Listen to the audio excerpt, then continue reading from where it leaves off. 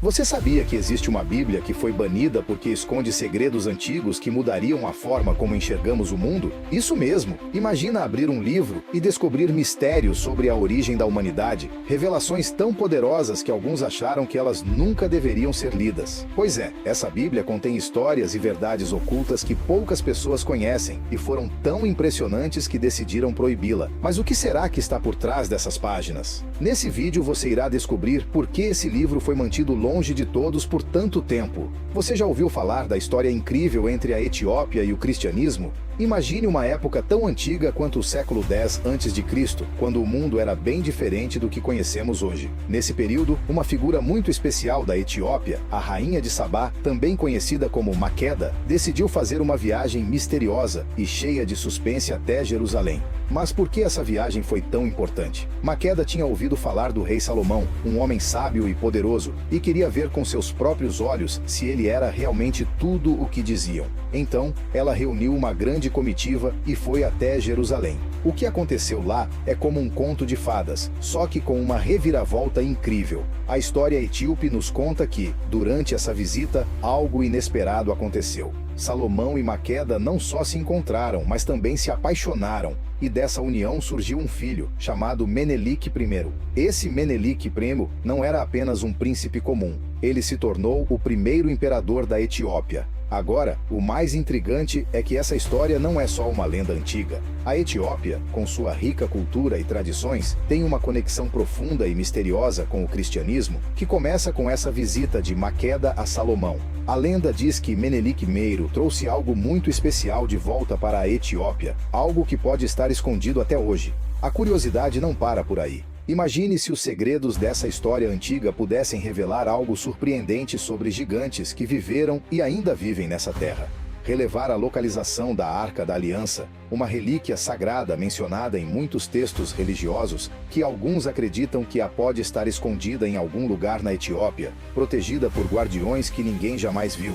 Então, ao pensar na ligação entre a Etiópia e o cristianismo, estamos falando de mistérios profundos e histórias fascinantes que se entrelaçam com a nossa própria compreensão da história e da religião. O que mais será que a Etiópia tem guardado nas suas tradições antigas? Por quais razões eles baniram essa Bíblia? E por que ela é tão diferente das demais? O que torna ela perigosa e única? A Bíblia etíope é um manuscrito muito antigo encontrado em um mosteiro na região de Tigré, na Etiópia. O idioma usado para escrever é o Ge'ez, uma língua antiga da Etiópia. O que torna a Bíblia etíope realmente única é o número de livros que ela contém.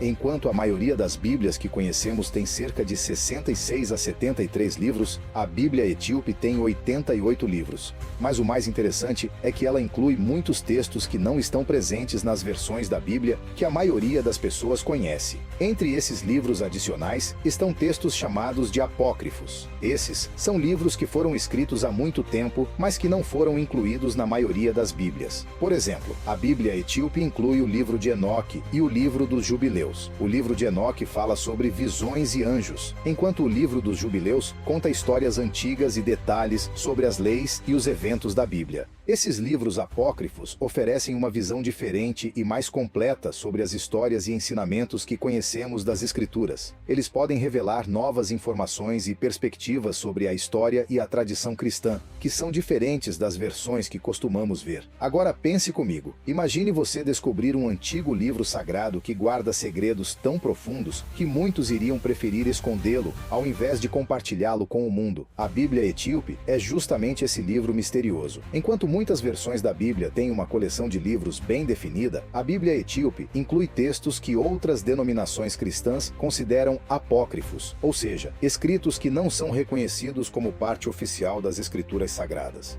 A origem da Bíblia que conhecemos hoje começa com uma versão inicial compilada em hebraico e traduzida para o grego, conhecida como Septuaginta. Essa tradução antiga foi a base para o que mais tarde seria estabelecido como cânon cristão. No entanto, a Bíblia etíope desafia o padrão. Durante o Concílio de Roma, em 382 d.C., e o Sínodo de Hipona, em 393 d.C., foram decididos quais livros seriam oficialmente incluídos na Bíblia cristã. Esses encontros definiram o cânon aceito pela maioria das igrejas ocidentais, mas deixaram de fora muitos textos antigos que a Bíblia etíope preserva. Esse cânon ampliado da Bíblia etíope não é apenas uma coleção de livros, é um vislumbre de uma tradição profundamente enraizada e distinta. Cada página dessa Bíblia revela aspectos de uma história antiga e misteriosa, carregada de tradições e crenças que desafiam o conhecimento convencional. Enquanto outros textos foram excluídos e considerados heréticos ou não autênticos, a Bíblia etíope mantém essas histórias secretas e controversas, preservando um legado que muitos prefeririam que permanecesse no esquecimento. Enquanto muitos conhecem a Bíblia tradicional, repleta de suas histórias e ensinamentos familiares, a Bíblia etíope guarda segredos que desafiam o entendimento comum. Ela não é apenas uma versão alternativa, é uma porta para um mundo de mistérios e descobertas profundas que poucos conhecem. Este manuscrito não se limita apenas a adicionar mais livros à coleção conhecida. Ao contrário, ele abre uma janela para um universo de conhecimento e tradição que foi ignorado ou até escondido por muitos séculos. Entre os 88 livros da Bíblia etíope, encontramos o livro de Enoque e o livro dos Jubileus, textos que oferecem uma perspectiva rica e detalhada sobre o que muitos consideram ser verdades esquecidas ou marginalizadas.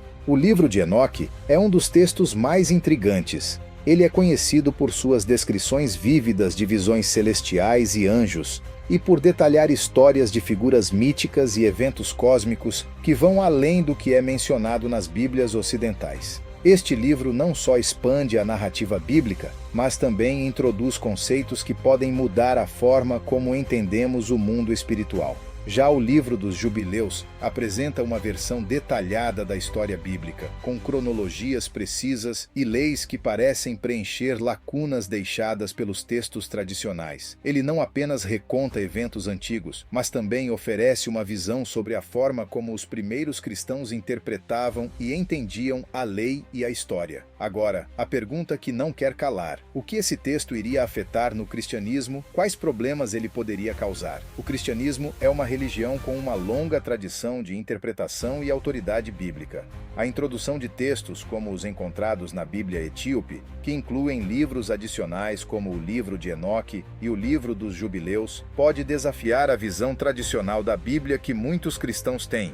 A existência de diferentes versões e livros pode questionar a autoridade dos textos aceitos na maioria das tradições cristãs, levando a debate sobre o que constitui a verdadeira Bíblia. Aí você já imagina o que pode acontecer, né? A Bíblia etíope, com seu cânon ampliado e textos apócrifos, pode causar divisões entre diferentes denominações cristãs. Algumas tradições, como a Igreja Ortodoxa Etíope, já incorporam esses textos em sua prática e crença, mas outras tradições cristãs, como o catolicismo e o protestantismo, podem ver esses textos como não autorizados ou heréticos. Isso pode aprofundar as diferenças e divisões entre as várias denominações cristãs. E tem mais, viu? Os textos apócrifos encontrados na Bíblia etíope podem oferecer novas interpretações e perspectivas sobre a história e a doutrina cristã. Isso pode levar a uma reavaliação de algumas crenças fundamentais e tradições.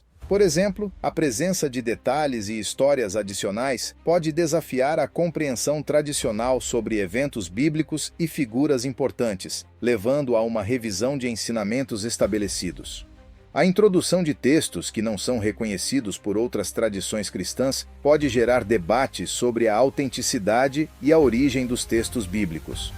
Alguns cristãos podem questionar a legitimidade dos textos apócrifos da Bíblia etíope, levantando preocupações sobre a integridade das Escrituras e a precisão das tradições religiosas. Então, como você pode perceber, a Bíblia etíope tem o potencial de causar controvérsias e debates dentro das religiões, especialmente por incluir textos que não estão presentes na maioria das versões da Bíblia. Apesar disso, algo curioso é que, mesmo com seu conteúdo provocativo, e suas diferenças significativas, a Bíblia etíope não foi banida. Mas então, por que sua influência não se espalhou mais amplamente e não afetou outras tradições religiosas?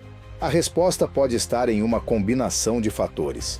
A Bíblia etíope é profundamente enraizada na tradição cristã etíope, e suas peculiaridades são mais relevantes para essa comunidade específica. As tradições religiosas ao redor do mundo mantêm seus próprios cânones e doutrinas, muitas vezes focadas em textos e práticas que consideram centrais para sua fé. Além disso, a Bíblia etíope, embora rica e fascinante, pode não ter sido amplamente divulgada fora da Etiópia, limitando sua influência global. Cada religião tem seus próprios processos para integrar ou rejeitar novos textos, e a Bíblia etíope não alterou significativamente essas práticas estabelecidas. Assim, enquanto a Bíblia etíope pode levantar questões e debates, sua influência não se espalhou amplamente devido a fatores culturais, doutrinários e de acesso que moldam como os textos sagrados são recebidos e incorporados nas tradições religiosas.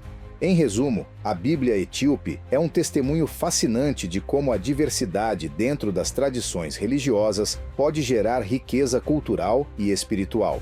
Com seus 88 livros e textos apócrifos, como o livro de Enoque e o livro dos Jubileus, ela oferece uma visão única e ampliada das histórias e ensinamentos bíblicos. Apesar de seu conteúdo intrigante e potencialmente controverso, ela não foi banida, e sua influência permanece mais restrita à tradição cristã etíope. Isso se deve, em parte, ao fato de que cada tradição religiosa tem seus próprios critérios e processos para validar e integrar textos sagrados. E nossa busca continua aqui em Jerusalém, em busca da Arca da Aliança. Alguns relatos indicam que a Arca está em locais como a Etiópia ou Irlanda, mas a verdade é que ela está mais próxima do que muitos pensam. No vídeo de hoje, gostaria de discutir um dos grandes mistérios da Bíblia, que ainda gera dúvidas em muitas pessoas. Você já ouviu falar da Arca da Aliança? Esta é uma das relíquias mais famosas de todos os tempos e que ainda divide opiniões. Alguns afirmam que a arca nunca existiu, apesar de ser mencionada várias vezes no Antigo Testamento. Outros acreditam em seus supostos poderes sobrenaturais. Mas afinal, qual é a verdadeira história por trás dela e por que é considerada sagrada? E se ela realmente existiu, onde estaria atualmente? São muitas as questões em torno desse assunto e vamos explorar tudo isso daqui para frente, certo? Mas antes de prosseguirmos, gostaria muito que você se inscrevesse no meu canal. Basta clicar no botão inscrever-se abaixo deste vídeo. Ao lado, você verá um sininho. Clique nele e selecione a opção Todas, para garantir que você receba os próximos vídeos assim que forem publicados. Combinado? Então venha comigo e vamos crescer juntos nesta jornada espiritual. Amém, irmãos? Vamos lá. A primeira menção que encontramos sobre a Arca da Aliança está no livro de Êxodo, capítulo 25, que descreve a construção desse objeto na era de Moisés. A arca, também conhecida como Arca do Pacto ou Arca de Deus, era tão sagrada que olhar ou tocar nela poderia resultar em morte instantânea. Enquanto a Arca de Noé foi um grande navio que abrigou Noé, sua família e animais durante o dilúvio, a Arca da Aliança era uma caixa repleta de simbolismos, representando a presença de Deus entre o povo de Israel durante sua jornada pelo deserto em direção à Terra Prometida. A arca nunca deveria ser tocada ou observada diretamente, sendo sempre coberta por panos especiais. Mesmo os sacerdotes que a carregavam não podiam vê-la ou tocá-la diretamente. Quando o povo descansava em acampamentos, a arca era colocada em um abrigo temporário chamado de tabernáculo. O tabernáculo era uma tenda feita de cortinas, véus e tecidos de pele de animal, sendo muito resistente e servindo de abrigo para a arca. Dentro da arca, de acordo com a Bíblia, estavam as tábuas da aliança contendo os 10 mandamentos, além de uma jarra de maná, um alimento especial fornecido por Deus para sustentar o povo durante sua jornada no deserto. Também havia um cajado que pertencia a Arão, irmão de Moisés. Este cajado tinha o poder de produzir flores e amêndoas, simbolizando a provisão e o aviso contra a rebeldia. A Arca da Aliança realizava milagres e prodígios por onde passava, sendo capaz de destruir inimigos e remover obstáculos no caminho do povo de Israel. Por exemplo, quando Josué liderou o povo em direção à terra prometida, a arca partiu as águas do rio Jordão, para que pudessem atravessá-lo a pé. Outro episódio famoso envolvendo a arca foi quando os israelitas chegaram a Jericó. Os portões da cidade estavam fechados, mas após 7 dias de marcha ao redor da cidade, as muralhas caíram, permitindo que o povo entrasse. A arca era tão sagrada que tocar nela ou olhar para dentro dela podia resultar em morte, como foi o caso de Uzá, que morreu ao estender a mão para estabilizá-la. Irmãos, a Arca da Aliança representava a presença divina entre o povo de Israel, sendo um símbolo poderoso de proteção e guia durante sua jornada. Sua construção detalhada e os eventos miraculosos associados a ela são testemunhos da grandeza e do poder de Deus. Porém, sua santidade exigia respeito absoluto, e aqueles que a desafiavam pagavam um preço alto.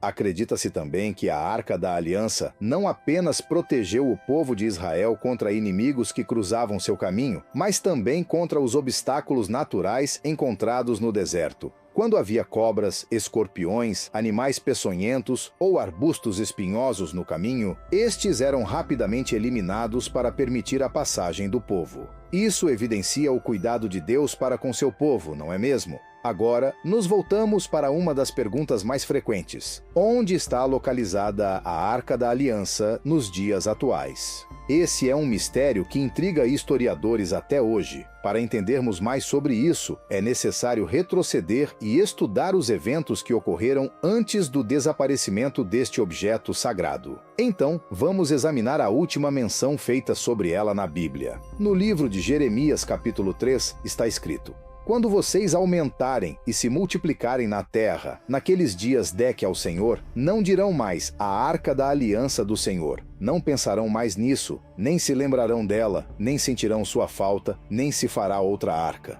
Foi o próprio Deus que determinou que a arca perderia sua importância com o tempo. Essa foi a última vez que ela foi mencionada na Bíblia. Podemos entender que, mesmo sendo tão poderosa e sagrada no passado, em certo momento ela se tornou apenas uma caixa comum. Mas onde estaria a arca hoje? Alguns sugerem que o profeta Jeremias teve envolvimento nessa história. Jeremias viveu durante o período do primeiro templo, construído por Salomão. Após a destruição do templo e a queda de Israel diante da Babilônia, especula-se que Jeremias teria escondido a arca no Monte Nebo, na Jordânia, onde permaneceria até ser revelada por Deus. Outros sugerem que a arca está em Assum, na Etiópia, onde é guardada na Catedral de Santa Maria de Sião. Há ainda teorias sobre os Cavaleiros Templários, que teriam levado a arca para a França. Apesar de muitas especulações, o paradeiro da Arca da Aliança permanece um enigma. Há também a possibilidade de que a Arca da Aliança tenha sido levada para outro local por um grupo conhecido como Cavaleiros Templários.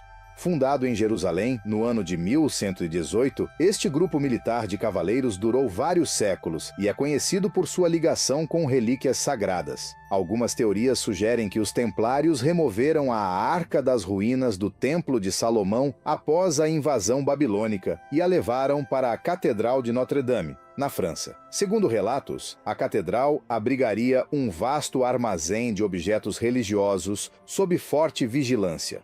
Acredita-se que a Arca da Aliança não foi para a França, mas sim para a Inglaterra. No entanto, segundo o autor, o líder dos Cavaleiros Templários, chamado Ralph de Sidley, encontrou a Arca da Aliança em um esconderijo secreto no Monte Nebo, o que reforça outra teoria de que a arca foi levada pelo profeta Jeremias para lá. O autor afirma que a arca foi encontrada nesse Monte Nebo e levada para uma cidade no interior da Inglaterra. Outra teoria mais recente aponta que a real localização da arca está no suposto túmulo de Alexandre, o Grande. De acordo com relatos, depois que Alexandre o Grande leu sobre essa profecia, ele teria deixado Jerusalém e partido em busca da Arca da Aliança, na qual acreditava que ainda estavam os poderes de Deus. No entanto, sabemos que o Senhor já havia ordenado, no livro de Jeremias, que a arca não teria mais valor algum, pois o Senhor já não se fazia mais presente naquele objeto. Mas, segundo muitas pessoas, Alexandre, o Grande, foi em busca da arca mesmo assim, e ele teria levado consigo ela de volta para o seu palácio na Grécia. Por fim, muitas pessoas ainda acreditam que a Arca da Aliança está localizada bem abaixo da Cúpula da Rocha, em Jerusalém, que é o templo mais sagrado para os muçulmanos. Mas, irmãos, essas são apenas teorias, e não existe de fato uma comprovação real sobre o que aconteceu com a Arca. A verdade é que ela está desaparecida por vários séculos desde a destruição do primeiro templo, e por esse motivo é um dos mistérios mais intrigantes da humanidade. Mas uma coisa interessante a se pontuar: quando Deus cumpriu seu propósito com a arca e o povo de Israel, ela deixou de conter grandes poderes e se tornou apenas uma caixa comum. O que havia de muito valioso na arca não eram os seus materiais de ouro ou a sua beleza extraordinária. O que tinha de precioso nela era a presença de Deus que ela simbolizava. E hoje em dia nós não precisamos mais de objetos ou artefatos religiosos para recebermos a presença do Senhor. Todo o poder de Deus pode ser manifestado na pessoa do Espírito Santo, na vida dos seus filhos. E desde a época em que o povo atravessou o deserto, Deus já provou que Ele cuida de nós em todas as situações e Ele usa todos os meios para fazer isso. Amém. Naquela época era necessária a utilização da arca para o povo atravessar o deserto, e hoje em dia nós precisamos somente crer em Jesus como nosso Senhor e Salvador, e assim nós podemos desfrutar da presença maravilhosa de Deus. Amém. E não somente isso, muitos outros sinais vão acompanhar aqueles que crerem no nome de Jesus e fizerem a sua obra de evangelização. Em Marcos capítulo 16, a palavra nos diz o seguinte: estes sinais acompanharão os que crerem em meu nome, expulsarão demônios, falarão novas línguas, pegarão as serpentes e, se beberem algum veneno mortal, não lhes fará mal nenhum, imporão as mãos sobre os doentes e estes ficarão curados. Amém, irmãos. A Arca da Aliança continha o poder de Deus em apenas um objeto. Mas quando Jesus veio à Terra, ele morreu na cruz e estabeleceu uma aliança conosco, nos dando o direito de desfrutar do poder e da manifestação de Deus em nossas vidas. E o meu desejo é que nós possamos buscar ao Senhor cada vez mais, para que a gente enfrente os inimigos, para que Deus tire todos os obstáculos que estão no nosso caminho. E para isso, nós só devemos ter fé, não precisamos de objetos. Só precisamos olhar para Jesus, porque Ele já venceu tudo por nós. Amém. Eu espero que você tenha gostado, que você tenha entendido mais sobre a Arca da Aliança, e agora eu peço que você compartilhe, envie nos grupos de família, envie para os seus amigos da igreja. Vamos espalhar a mensagem do Senhor, tá bom? Eu te espero no próximo vídeo. Que Deus te abençoe poderosamente. Um grande abraço.